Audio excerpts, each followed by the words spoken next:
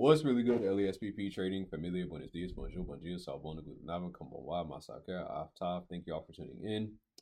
Man, it's like take 12. I keep getting interrupted. But either way, I apologize for the kind of late recap. Today is actually the 10th, so we're doing this really late. I was relatively sick. I am still kind of sick, as you can hear it in my voice.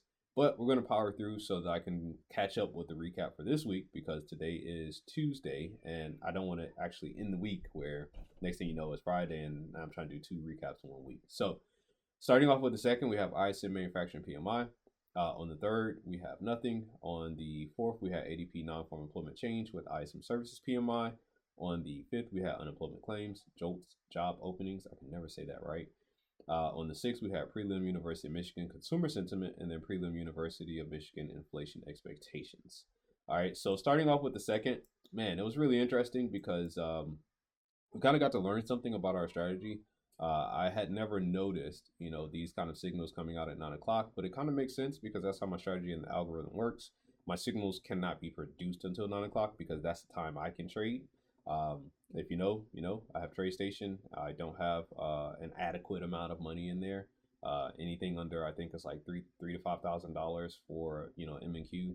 You have to have a certain amount of money. So I don't have that amount. So I'm trading on the intraday margin, or the reduced intraday margin. So basically, I can't trade until 9. But either way, we couldn't take this trade because of the simple fact of 2 things. One, it produced itself at 9 o'clock, and I usually don't take my trades until 9:30, which I am looking at. But 2, the HMAs weren't in line with what I needed it to happen. So there is a upper HMA here. It squeezes the price because it's so high. The HMA is a lot higher than the other ones, so that's the only reason why I don't have it on the chart. I think I showed it last time, but I think it looks a lot cleaner, or the chart looks a lot cleaner without it. So because the HMA is way above here, above price, when the HMA is above price, we're only looking for sell positions. When it's below price, we're only looking for buy positions. So in this case, because the price is in between, we weren't looking for any positions in this case. So got a buy position, didn't take it. As you can see, that did go beautifully, but it wasn't something that we could take. It is something that I am looking at though. So we'll learn from that. Now, this one was really, really good. We got everything we need except for the cross of the price over the HMA.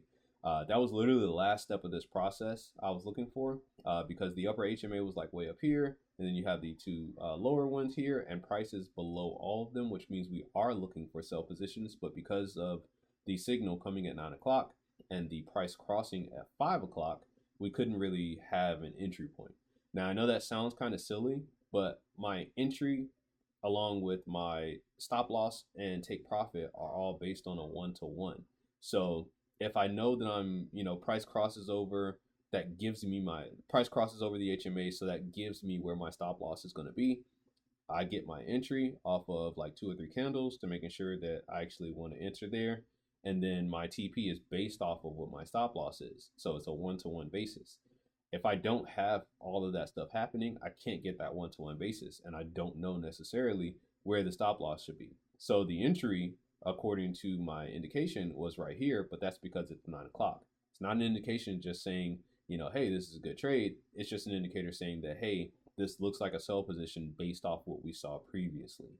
So it's kind of, I don't know. It's kind of, to me, I feel like I might need to modify this. I'm not going to say might. I need to modify this in a way to figure out exactly like how could I possibly get into these positions. The only problem, like I said, once again, is if I do get into that position, where's my stop loss going to be? What does it look like? Is it going to be above wherever, the last price point was that crossed the HMA, stuff like that. So I'm not going to get into all of that, but either way, we couldn't take this position. Which was really fantastic and exactly what we're looking for. And literally, you can see how far it went down. It literally went down further than it went up the previous day, and some. So that would have been a great position, but we end up missing out on that. We have the 4th, where is the first day that we actually got to trade in the week. And I'll be showing you my statements on these days. So on the 4th, we took 3 trades. We took 2 losses. And as you can see, this one is a break even. Very emotional trading day, I can tell you that, because once we took loss 1 and then loss 2, I was like, man, I feel like you want to go down, pause, but at the same time, for some odd reason, price just didn't want to go there. So I was like, okay, cool. You know, got into that third trade. After the first two trades, got into that third trade. I was like, we'll see what happens. This stop loss is a little bit bigger. Oh well, not as big as the first one, but it's bigger than the second trade. We'll see what happens. Uh, it went down, hit my break even. I put hit my TP1 necessarily. I'm gonna call it that because that's what a lot of people kind of um, you know, I guess can relate to in a sense. So hit my TP1. I moved my stop loss down to break even, and then I kind of just left it. I was like, you know what? Because to me, once it hits break even, whatever happens, happens. I don't want to sit here and stare at the chart all day. Plus, I work throughout the day, so I have other things to do, work to do, and stuff like that. So I'm like, you know what? I'm gonna do some work. I'm already in the trade. It hit break even. Boom, we're out. Let's see what happens. I turn around, come back around. I get an alert. Boom. Um, Price comes back up, hits my break even point, and then I say, all right, I'll hear the next alert to tell me when to get back in. Basically, the alerts are set on the HMAs. And it crossed one, but it didn't actually do what I needed to do. I needed to close above and then come back down below. And as you can see, it kind of tipped it and then just went back down and went exactly the way that I thought it was going to go. This bottom here, where it got exhausted, was about 504 ticks away from my original entry, which would have been about $1,000. So that's why it made it kind of an emotional trading day, because I was like, fuck, we missed a really good trade only because it knocked us out. Like, it was a good trade. I followed my strategy, followed the plan, and it just ended up breaking even. So it's just one of those things where you can't really change it. Nothing you can do. Wasn't mad. I was just like, fuck, like, dang it. so, so at the same time, it was just like, whatever. The fourth looked like this. So this was the trading day on the fourth. We had the $123 of loss on that day. So as you can see, this is what we started off with, and this is what we ended up with. So moving over to the fifth, after those losses, on the fifth, we actually took more losses. So this made it an even more emotional kind of trading week in a sense. And I say that because you can't really stop your emotions from happening. You know, you're gonna get disappointed, you're gonna get angry, you're gonna fucking be happy when you win, you know, stuff like that or whatever. You can't really change that about yourself. So we're human. But as you can see, we took a few mini trades here today. On this day, we took 4 trades, one of which are not there, and then this fifth trade. And I'm saying fifth. I know you only see 4 on the chart, but this is actually the 5th trade of the day. I'm missing one of the trades, so I do apologize. I noticed that right before I started the video, but I don't know where it was. So I'm gonna have to go back and try to figure out through TradeStation, you know, where that trade actually was. And honestly, looking at the statements, I'm still very new to it, but I get slightly confused when I look at that shit, and I'll show y'all what I'm talking about. But either way, took the first trade. Once again, hit me with the okie doke. This shit went like, I want to say like 182 ticks or something like that. It was pretty decent. At the bottom, no, it was way more than that. 269 ticks was the bottom. So that was like 520, 530 bucks. And then all of a sudden it comes right back up. Like once it got down to this point, I think I stopped looking at it. Like I was like, all right, we're gonna see where it go. Do what it do. And I think I looked at it one more time when it was up here and I said, don't panic. Don't do anything rash. Don't sit here and be like, all right, we gotta take profit, take profit, take profit. You know what I mean? Like nothing like that. We're just gonna let it run. And I let it run. I didn't do anything. I came back. It was like way up here, and I was like, I'm not gonna stress. I'm not gonna look at it too much. I still got work to do. We'll come back when I hear an alert. Heard the alert, and I was like, fuck, it stopped lost out. I know it did because I don't set a TP. The only one thing, excuse me, that can happen if I'm already in profit and it's a 1-to-1 is it for it to hit break even. That's the only other alert I'm gonna get once it hits my TP1 technically. And once again, I know that's what y'all can relate to, so that's why I'm saying it. But I don't really have a TP. So once it hits that 1-to-1, I'm like break even. And after that, if I get an alert, I know it hit my break even. So second trade was right here, also a break even, very close to stop loss. Actually, I think this is the one that might have hit stop loss. But either way, very close to stop loss. Yeah, this is actually the loser.